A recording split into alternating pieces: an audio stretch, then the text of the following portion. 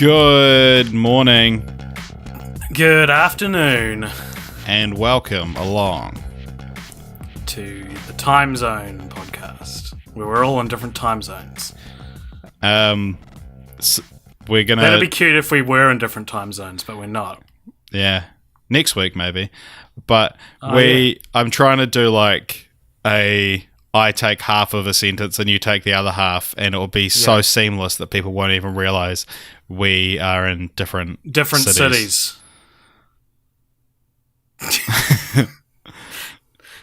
That is what's happening for the second time on the Cult Pop But podcast, but it's not the first time ever in podcasting. No, we're recording in different cities. I am recording from my parents' house in the lovely sunny Christchurch, New Zealand.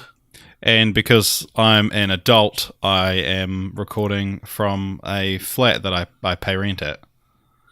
Yep. I pay rent here. How much do you pay? $50. That's why I'm living here. That's so that's so not only living with your parents, but so Christchurch. Yeah, totally. You're getting the full experience. Yeah, for context, those who don't know the living costs of the different cities, if I moved out of my parents' house, I would maybe have to pay $100 a week. So it's not that much. Christchurch is a lot cheaper to live in. Yeah, and whereas Auckland, $100 would get you like half of a shed. Yeah. And not even a very nice shed. But we would be able to afford all the rent in the world if we found a precious gem or jewel and just like sold how it on the black market. Podcast is a hidden gem. Yeah, exactly. That's exactly what I was going for. Yeah, well, what is this podcast, AJ? Do you want to explain it for those first-time listeners? What a weird episode to join if you're... Who's looking through all the different franchises we've done and lands on Romancing the Stone and Jewel of the Nile and goes, yes, they did my favourite series. So basically, this is a podcast where every fortnight, Richard and I watch a different film franchise. That's sort of the podcast that's baked into the middle of the Cult Popture podcast. Every second week, we talk about something else, but this week, we have as a crust I just said, that you can eat around. Yeah. This week, as I said, we are talking about the Romancing the Stone and Jewel of the Nile duology of films. A series that felt like it was going to have more editions, but then they stopped at 2. And no one really talks about them anymore. Yeah, they're strange films. And so you spoiled the title of them. And so you've got, in 1984, you've got Romancing the Stone, which was directed by Robert Zemeckis.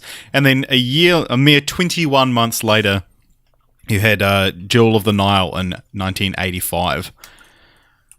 And that was directed by Louis Teague. Mm-hmm. So do you want to give us a quick synopsis on what these films are about? Sure. So I guess as an overall summation of what you're getting with these movies, you'll recognize, those like $1, they cost $1. You go to the supermarket, you buy like a romance novel that costs like $1, right? And they're always really cheesy and really sultry. And they're always about some swashbuckling adventure where a woman and a man get together, and it's always really unrealistically romantic. Basically, the main character in these films is a romance novelist who writes books like that, and in the first film, her sister is kidnapped or taken hostage by some treasure hunters because she has a map to a jewel, and so the main character, whose name is Joan, she goes to Colombia to try and track down her sister with this treasure map to barter, to like give the bad guys so they'll give her sister back.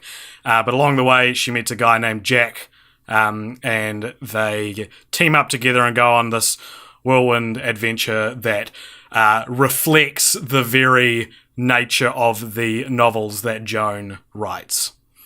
So that's the first one, and there's a stone, there's a jewel, as I said, and that's the jewel of the Nile. The stone that is romanced. And they star Kathleen Turner as Joan, Michael Douglas as Jack, and Danny DeVito as Ralph, who's like a slimy little treasure hunter. Our second Kathleen Turner franchise. I know, and goodness me, doesn't she look different now?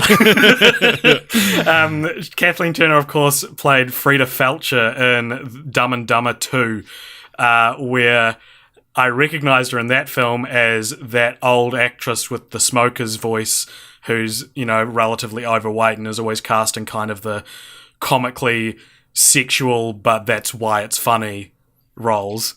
Whereas in Romancing the Stone and Jewel of the Nile, she is pretty smoking. That's where she got the voice.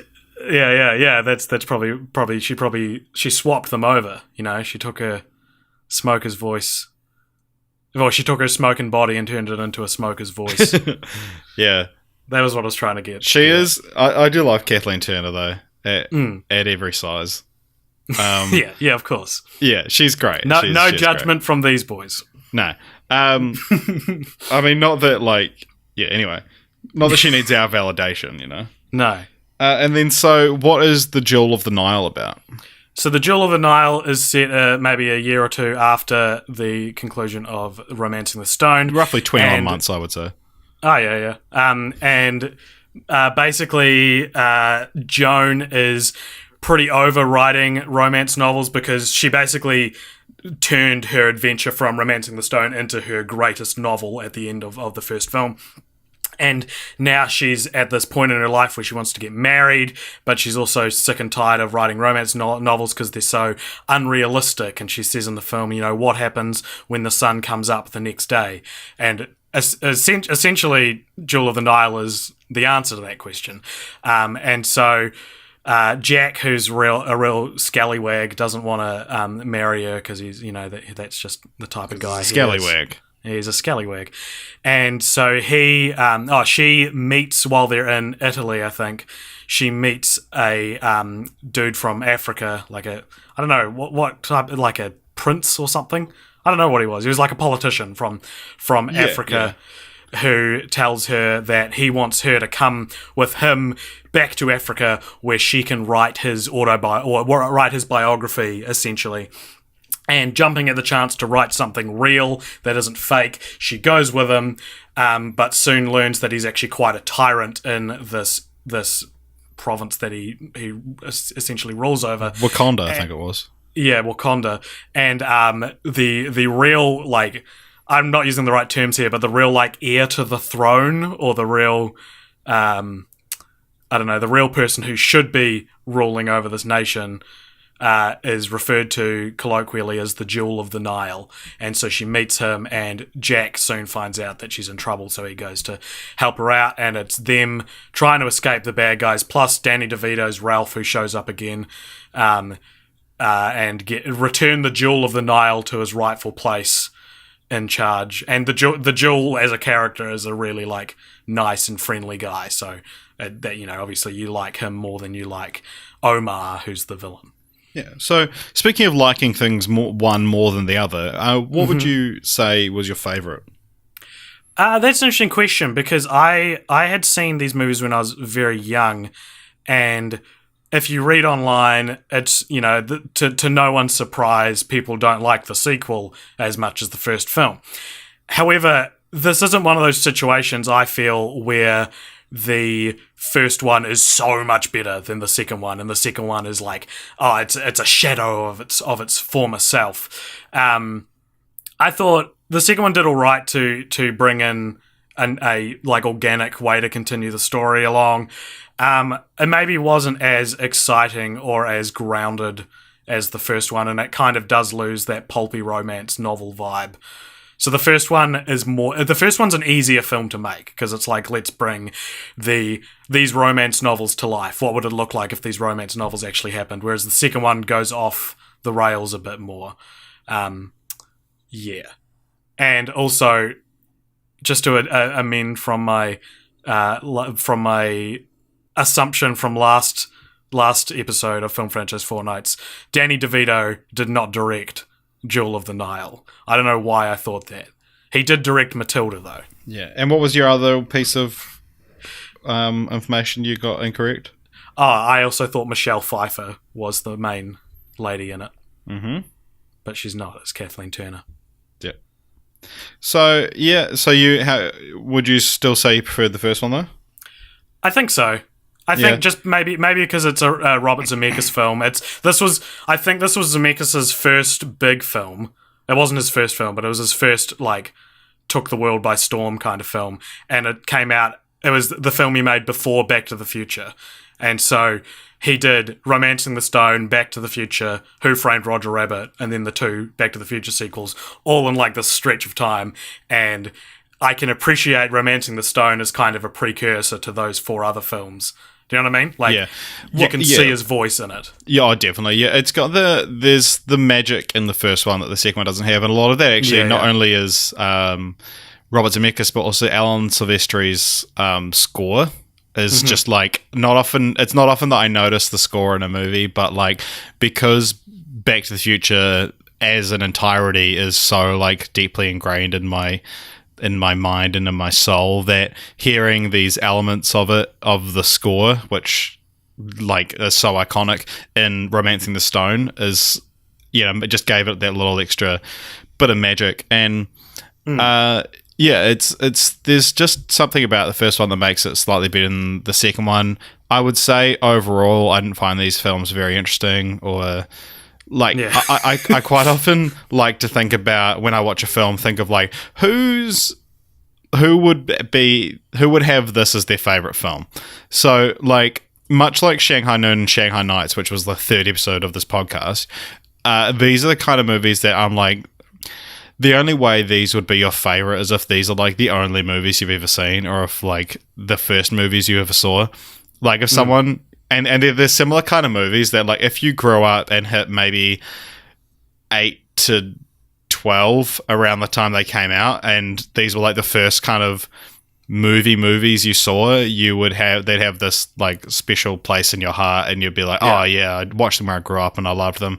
They're a little bit cheesy, but I still watch them once a year kind of thing. And yeah, to me it's like that's not a really shining review for a film.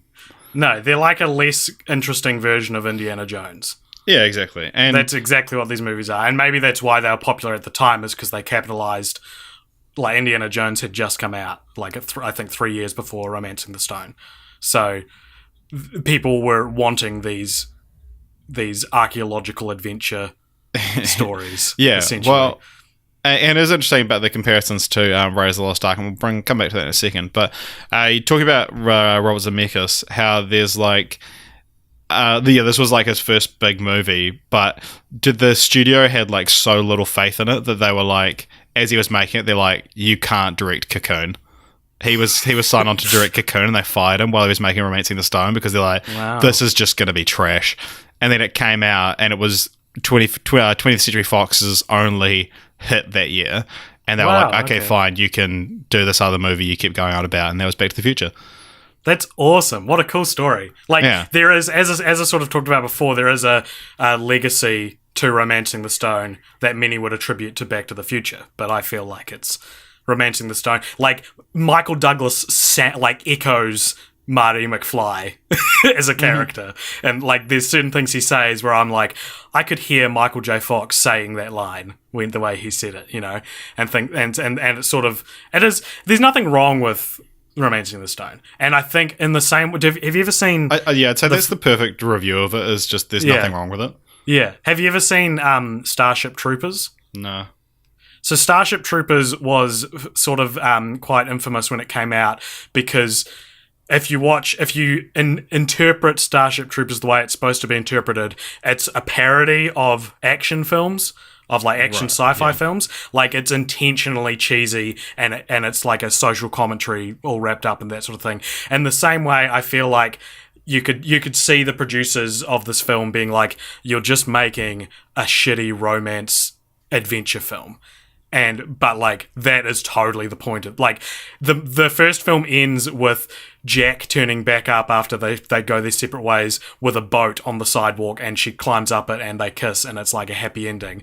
And that's so cheesy and kind of unrealistic, but it's like, you can't make those movies anymore. yeah, exactly. And that's just what those romance novels were like. So it's paralleling all those things, I guess. Yeah. Yeah, I mean, it does just feel like an Indiana Jones clone, and for me, knowing what I know about like having seen Michael Douglas's career, what I have seen of it, like he seems like a weird choice for like an action hero. Funny you should say that. This was the first movie I ever remember seeing with Michael Douglas in it. I would have seen this movie when I was maybe 10, 11, 12, and I didn't know who Michael Douglas was until I saw this movie. And so, in the back of my mind, whenever I see a Michael Douglas movie, I think of him as the guy from Romancing the Stone. Like, so to me, he is the right choice. Like, to me, there is this. If I had seen this movie more times as a child, I think I would have a lot more to say about it. Yeah. But it's more like this distant memory I have of getting them out on videotape from Video Easy, and my mum and dad being like, yeah, they're really cool movies. And even just when I moved back to Christchurch the other day, I told my mum that we were doing Romancing the Stone, and she was like, oh, we watched that the other day. So like, clearly my parents still have some kind of catharsis for it. And my dad actually said he really likes Jewel of the Nile, and he thinks that it's a lot funnier, and Danny DeVito's a lot cheesier in it. And that's what he likes. Well, I mean, yeah, but like I guess it's to do with the fact that like his role choices beyond Jewel of the Nile and Romancing the Stone haven't been at all like, you know, what you'd expect, like the career trajectory of like doing this kind of role in the mid '80s, and then he's just like does Wall Street and yeah, Basic Instinct. No, is it Basic Instinct? Yeah, Basic Instinct. What would you say if you were to describe Michael Douglas with one genre of film? What would that genre of film be? Drama. Yeah. There was a great sexy drama. Yeah. There was a great Cracked podcast that I listened to years ago.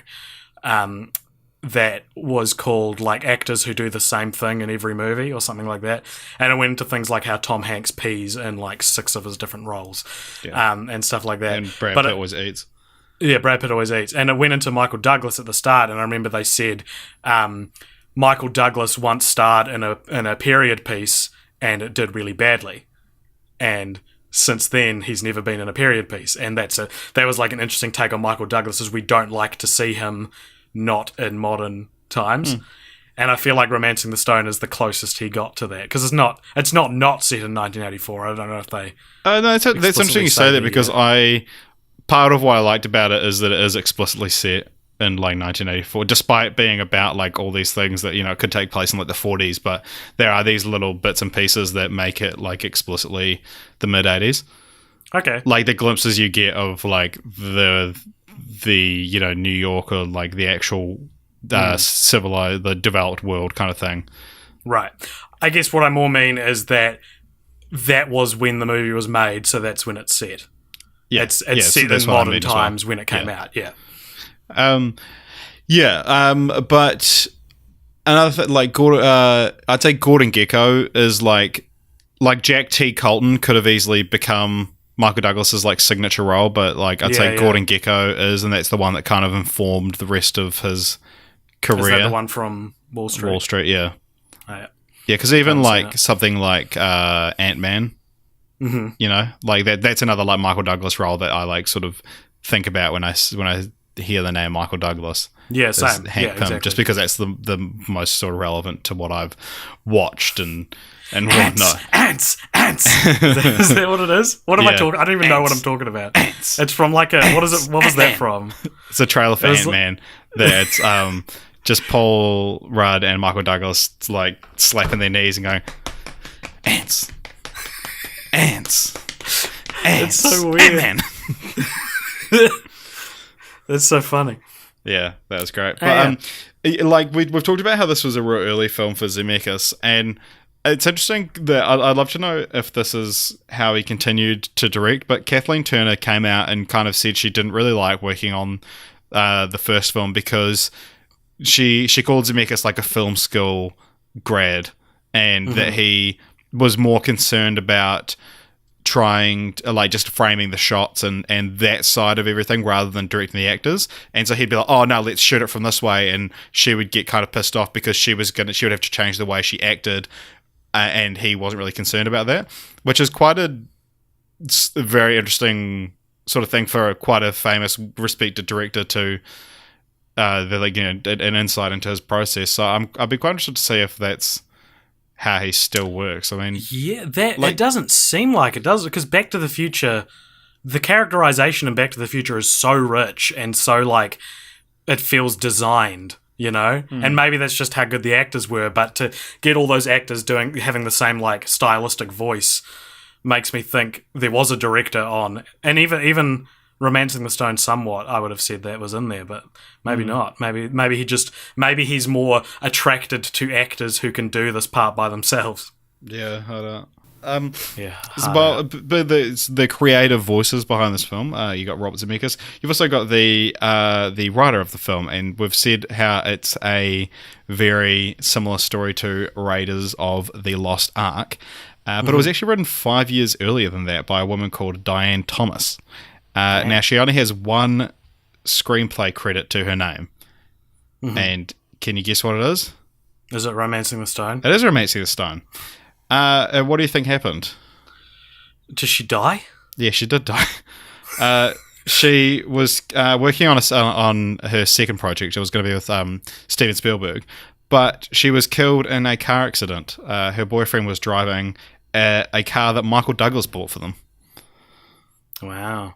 Because I know you love grisly sort of behind the scenes. Yeah, that is interesting, especially because when did that happen? When did she die? Do you have that? No. I can find out, though. I wonder if it happened between the sequels. Because then it's interesting. I guess if I was Michael Douglas, I'd feel not responsible, but I'd feel bad enough about it to not want to do a sequel a year after. No, she died after Jill and Nile. Wait, okay. Maybe she had more than one screenplay credit to her name. Oh, maybe that was a lie. You're lying. Okay, she wasn't available to write Jill the Nile because she was writing Always for Steven Spielberg. But when she died, she was actually working on a sequel to Raiders of the Lost Ark. Well, I mean, that doesn't surprise me, right? Because that is kind of the... It was going to be set in a haunted mansion. Oh, yeah. But Spielberg was like, nah, it's too similar to Poltergeist. The Indiana Jones movies that were never made is such an interesting like rabbit hole to fall down. Because that's essentially what Kingdom of the Crystal Skull is. It's like one of the ones that was thankfully never made, but then it was made. Yeah. Because you're like there's of course planned, you know, I think the title is actually like Indiana Jones and the Saucer Men from Mars or something like that, was one of the pitched screenplays back in the day, and that's just what Kingdom of the Crystal Skull became. But yeah, I would rather it be like if Indiana Jones or the Saucer Men from Mars was the fourth Indiana Jones film, I would probably like it way more. Yeah, because it didn't bury the lead on Aliens. Yeah. If you're gonna do Aliens, say it up front, because Aliens, when it's a twist, is never good. I can't think of one instance where like a film turned out to be an alien film, but you didn't know it was going to be an alien film. Except for one, but I don't want to spoil it. Yeah, I was going to say there's a TV show I can think of. It's in a TV show. Yeah. So if you know what I'm talking about, we like know became that I love friends that one. because we talked about how much we liked it. Yeah, but that and again, I don't want to say the title of it, but it doesn't exactly bury the lead completely. Oh, Like, I mean, it does. I'd say It's it does signposts. it about as much as Kingdom of the Crystal Skull, because that has references to like Roswell and stuff like that. True. Like I remember before it came out, people were talking about, apparently it's aliens. And I was like, fuck off. Yeah. So, what did you think of? Did you think the actors did good in their roles, or would you have cast someone else? No, I don't. I think they're fine. I don't really have anything to say about I liked the performances. I quite like Danny DeVito. He kind of lends himself to being a slimy greaseball. Yeah, do you reckon it's in his contract that no matter what role he's playing, he can only refer to women as broads? yeah, something like that, which is why Frank from Always Sunny is like a perfect incarnation of his character. Because like this. Broads. Broads. Yeah, maybe it's just that he's got that accent, but I guess like he's very rarely playing a wholesome dude. He's usually like even like because so he directed Matilda, and he's in Matilda where he plays Matilda's shitty dad. Am I right in saying that? I haven't seen Matilda in a long time. Yeah. So even when he's in control, he still casts himself as the bad guy, and I kind of admire that he understands that he's kind of a questionable character, so he like leans into it. Yeah. The only role I can think of where he plays a really nice character would be Hercules, and even then he's still cynical. Reluctant. Yeah. I mean, in Big Fish, he's not too. Oh yeah, but he's still kind of seedy, canny. Well, he's a ringleader for a circus, which if that's your career path, how nice of a person can you ultimately be? But by all accounts, he's an incredibly nice guy in real life. Like I just found out the other day because him and Rhea Perlman play the parents in Matilda, and they're married in real life. Yeah. But Myra Wilson, who played Matilda, her mum died during the filming, and Danny and Rhea like took her in and took care of her, and she lived with them in real life while filming the movie. Wow! Imagine they still kept filming the movie though, which concerns me. I feel like the responsible thing would have been to put it. Maybe they did. I don't know. I shouldn't judge DeVito based on a story I've been told right now. Yeah. But I mean, like as with most films, there are a few casting choices. So Sylvester Stallone turned down Jack T. Colton. Ugh, good. That would have been great. Oh, you reckon? I reckon it would have been too. It would have been great. I reckon it would have been too beefcake. Yeah. Yeah, I mean, he turned it down to do another film I can't remember the name of, which he later said he regretted, probably because the film was so unmemorable. Because, I mean, I can't Stop remember. or My Mum Will Shoot? No, there was another film that he turned down to do that, though, I remember reading.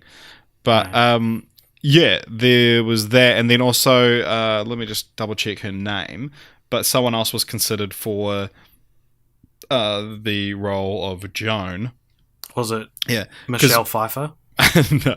So Michael Douglas was a producer on these films, but he originally offered the role of Joan to Deborah Winger, and then they met at a Mexican restaurant to discuss it, but according to Douglas, she ended up biting him and didn't get the part. Yeah, that'll do it, eh? I hate it when that happens, when you're trying to cast for like a short film you're making, and you go and meet with your potential main actress and she bites you. We talk about titles all on this podcast. Do we? I don't remember ever talking about titles. Oh, okay. Let's not mention the titles then. No, I could mention a title or two. I could mention two. Which title? Romancing the Jewel. Oh, damn it. And The Stone of the Jewel. The Stone of the Jewel. The Jewel of the Stone. I quite like both of these titles. I like it when a sequel isn't obviously a sequel to something by its title. You know what I mean? Where it doesn't, it's not Romancing the Stone 2, so it requires... It's not Jewel of the Nile, Romancing the Stone 2. Yeah. Jewel breaks the internet. Yeah, so I think I quite like them. Jewel invents the internet. Yeah. Both of these titles are like stolen straight from these romance novel kind of titles. Yeah, they are like, they're very like pulpy. Yeah. Which I dig. Yeah, I dig it too, and I like that. I like that in Romancing the Stone, there's kind of a vague title bomb where Danny DeVito, I want to talk to you about this. Yeah, he accuses when he like has a gun pointed at Jack and Joan, and he's like, he's just trying to romance the stone out from under you, and I was like, what a cool way to think of the title now. Like, that's like, what the movie's about, is him trying to slowly shift this artifact out from under her by romancing her. Yeah, it was a bit more... I don't think it was exactly that. It was slightly more, like, hidden, even. Yeah. It was like, it's the stone. He's romancing it, or something like that. I don't think he actually I don't think he says romancing. I think he says romance. Yeah, he's trying to... the stone, he's trying to romance it from you. Yeah, something like that. Oh, I'm the creep, huh? Well, at least I'm honest. I'm stealing this stone. I'm not trying to romance it out from under her. Yeah. And so I quite like that this is what romancing a stone looks like, and that's why it's called that. Yeah. And I like... romancing the stone is, it's like jeweler jargon for a part of the process of preparing a diamond to cut it. Really? Okay, so it's got a double meaning to it. I didn't know that. Yeah, well, I mean, it's like one of those things where it's like, yeah. Like crafting the stone, romancing the stone. Yeah. Yeah.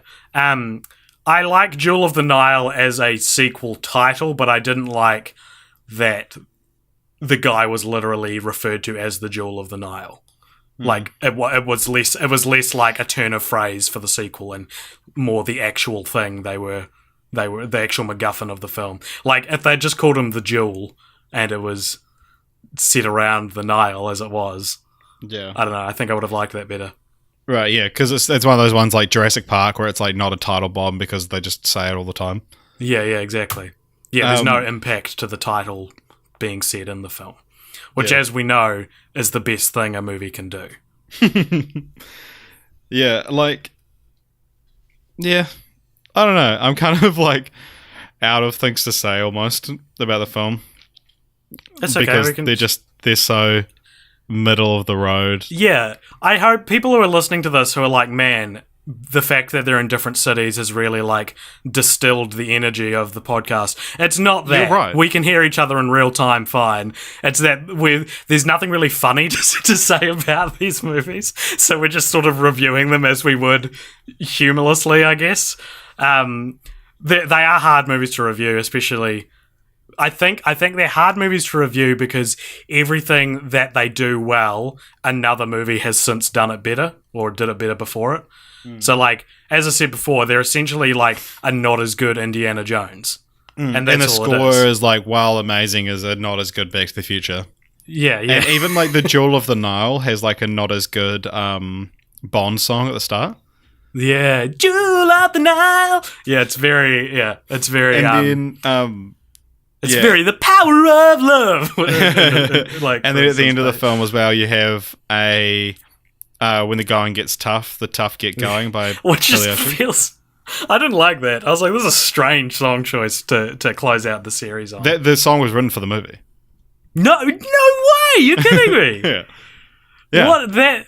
Why? Well, because like all throughout the film, there are people like, well, when the going gets tough, the tough. Oh my goodness! I don't know. They go to Greece, and then so then at the end of the song, it all pays off with like, when the going gets tough, the tough gets. It just reminded me of Full House.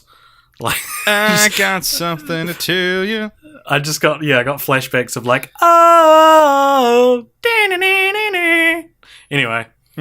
But I was reading though. Apparently, so it was written for the film, and the music video of the song has Michael Douglas, Kathleen Turner, and Danny DeVito. They like lip sync and dance as backup singers, and because they're not part of the musicians union, the video was banned in the UK. And so it still became Billy Ocean's first #1 hit. Oh, but, wow. Isn't it such a dumb rule? Imagine Billy Ocean, you know, he's relatively famous now, but at the time he was like, yeah, I got my big break from the sequel to Romancing the Stone. Would you say Billy Ocean is relatively famous now? I don't know. I guess. Can you name another one of his songs? I actually can't. Has he done any others? Yeah, he's got another real big one. Get out of my dreams. That's it. And into my car. There you go. We did it. Yeah. We did it, Reddit. We found the Boston bomber. We found the Boston bomber of Billy Ocean songs. This is such a bomb Billy Ocean song. So, continue the franchise. There's a segment we do where we each pitch our own continuation of the franchise. There was another sequel titled The Crimson Eagle, which was planned, where Jack and Joan would take their teen kids to Thailand. It stayed in development hell until 1997, when Michael Douglas, who again was a producer on it, said he was over it and didn't want to do it again. Like he's just like, yeah, I'm not interested in doing these films.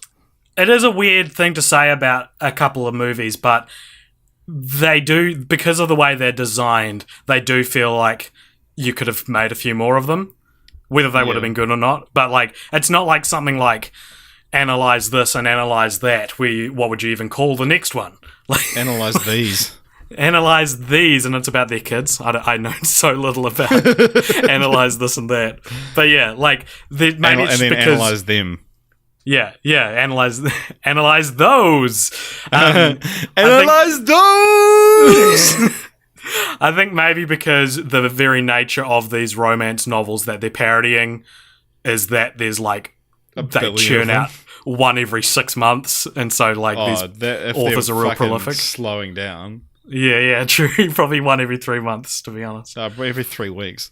These things that's going to come out. There's billions of them, man. But so it does feel like there should be more than there are. But yeah. Well, how would you continue? Actually, I'll go first because I don't have much. Okay. So I mean, I don't have much, but I know I love you. I would go. Is that your title? Yeah, it's called I Don't Know Much, but I Know I Love You, and it stars Linda Ronstadt and Harvey Neville, and it's just that song. Oh yeah, you'll continue the franchise as you're retconning that song. You're taking and saying this is, a lot of people don't know this, but this song's actually a sequel to Jewel of the Nile. Yeah, I don't know. Yeah, I struggled. I wanted to come up with like a cool name because they both kind of have cool names, but I couldn't think of anything. But I mean, I guess, yeah, like this film is open to either like a reboot or a distant sequel. Like it could do either one pretty easily, I reckon. Yeah. So I could do the franchise with fucking tier one. Yeah, I mean, I've got one that's good enough for both of us. If you don't have one, yeah. Do you actually have one, or is? No, not really. I just couldn't think of a cool title. Yeah. So the way I thought of it, I kind of went the distant sequel approach with it. Well, first of all, when I usually think of continue the franchise, doing a sequel is usually just too boring for me. So I thought of like Romancing the Stone, the animated series, bleh! And then I was like, you know what? I never do straight sequels, so I should just do a straight sequel. Yeah. Thanks for that. What a good joke. We're back, baby, and you can't even tell they're in different cities. So I thought of here's what I came up with. Homophobic. No, that's fine. I didn't even bring up that. I didn't even bring up the fact that you're homophobic. So basically, that wasn't homophobic, was it? No. Okay. Well, maybe.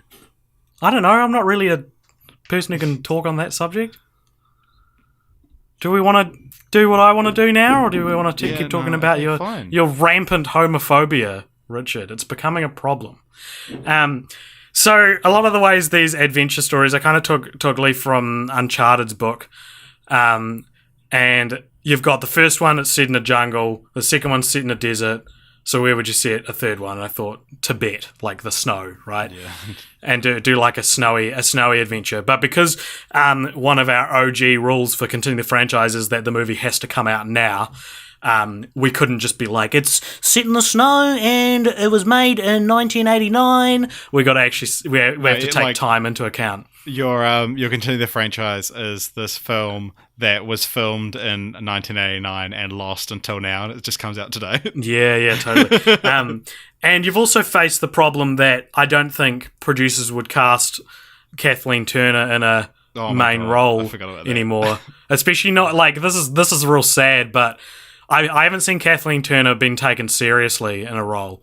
She's always kind of like the butt of a joke now, especially in Dumb and Dumber 2. And Friends, she played Chandler's dad. There you go.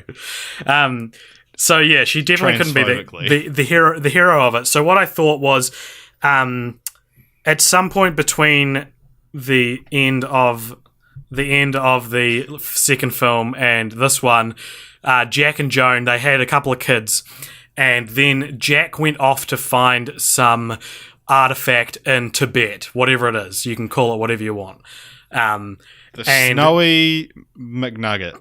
Yeah, and Joan and he was never seen again, essentially. And Joan wrote about this in a novel, and like her last novel, before she then as well went to look for them. I thought the artifact could maybe be like 2 jade monkeys, so it's like a metaphor for the couple that went missing, one after each other.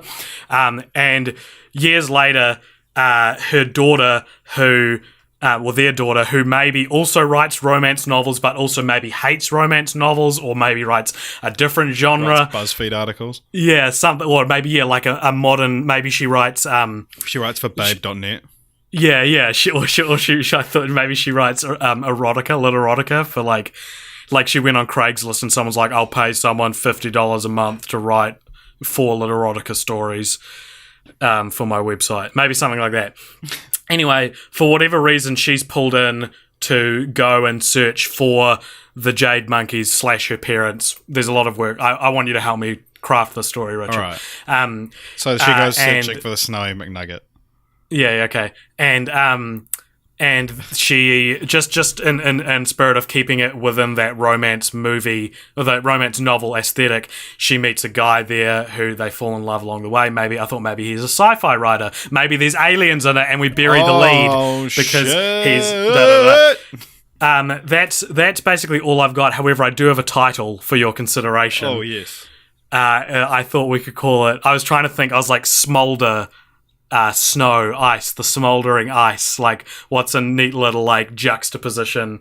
I can put an oxymoron. I can put in, but the one I landed on was in the heat of the winter, because that feels like a romance novel name, and there is no heat in winter, so obviously the heat is referring to their love and not. I don't know if like that exact wording. Yeah, like the heat of winter or something like that. Yeah, something like that. Yeah, and yeah, so that's basically all I've got. And I liked the idea of it bringing in an author who writes a different type of trash genre novel that then also is imparted into the story. So maybe he's a fantasy writer and there's fantasy elements in it or whatever. I do love the idea of basically romancing the stone, but with a sci-fi writer. Yeah, cool. Yeah, totally. Yeah. Because sci-fi is is very much in the same zone as like you get those thing, like pulp novels that they you pick up for like 50 cents from a bookstore, and they're like not much thought was put into them. But you get these kind of things, and then this guy actually gets whisked away on a sci-fi adventure. Yeah. Or totally, man. This girl, yeah. That's cool. I like that. Yeah, and it's called Romancing the Space. Ah, you've done it. And then the sequel's called The Jewel of Mars. The Jewel of the Space. The Jupiter of the Nile. Wow, dude. I love it. Yeah, I like the heat of winter. The heat of winter. Yeah, that's probably your best the title you've come up with that I've liked the most. Oh, thanks, man. It's because it's supposed to be bad. It's because I'm like, you finally did it, AJ. You did what you set out to do. Like, yeah, I wouldn't name a movie I was taking seriously The Heat of Winter. So maybe that's all right. I kind of like it. I kind of like it just because of how it doesn't make sense. So, what does the heat mean? Originally, I was trying to think of some way to work crystal into the title, because all the first 2 films have refer to a stone of some kind. But I mean, the Jewel of the Nile is a person, and then I was like, screw it. It's more important to be true to the romance novel style than. Yeah, but then you could do like the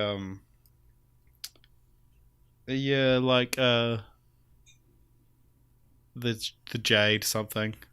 The problem is that when you're dealing with words that have something to do with Tibet and like snowy mountains, the only cool words you've got are like ice and winter.